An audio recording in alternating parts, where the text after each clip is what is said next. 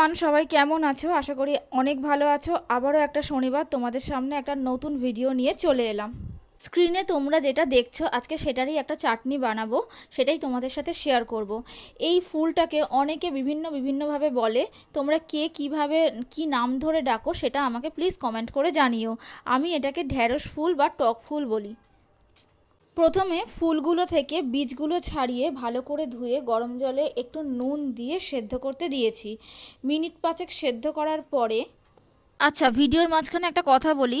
কথাঙ্কন দিদি, নিতুর হেসেল, ফাইন্ডিং মনের আলো, সোমা দত্ত, মামনি দাস, সুবর্ণা মুখার্জি আর অবশ্যই নম্রতা চক্রবর্তী দিদি, তোমাদেরকে অনেক অনেক থ্যাঙ্কস পাশে থাকার জন্য। আমিও অবশ্যই তোমাদের পাশে থাকবো।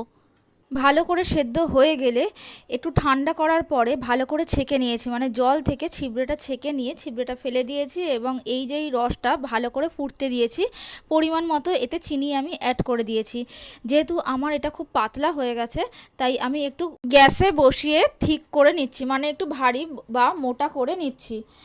এইভাবে নাড়াচাড়া করার পরে আমি এতে পরিমাণ মতো বিট নুন অ্যাড করেছি কিছুটা। আর এর টেস্টটাকে আরেকটু, এই যে তোমরা দেখতেই পাচ্ছ ছিবড়েটা আমি এইভাবে ফেলে দিয়েছি, যাই হোক।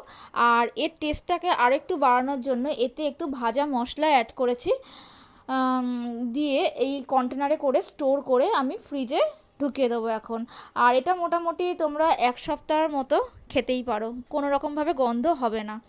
যাই হোক, ভিডিওটা যদি তোমাদের একটুও ভালো লেগে থাকে প্লিজ লাইক করো, কমেন্ট করো। আর এটাকে তোমরা কি ফুল বলো অবশ্যই কিন্তু আমাকে জানিও। যদি ভিডিওটা তোমাদের একটুও ভালো লেগে থাকে প্লিজ চ্যানেলটাকে সাবস্ক্রাইব করে আমার পাশে থেকো, আর পাশে থাকা বেল আইকনটাও প্রেস করে দিও। ততক্ষণের জন্য ভালো থেকো সবাই, সুস্থ থেকো, টাটা। এবং পরের ভিডিওর জন্য অবশ্যই অপেক্ষা করো। Bye bye.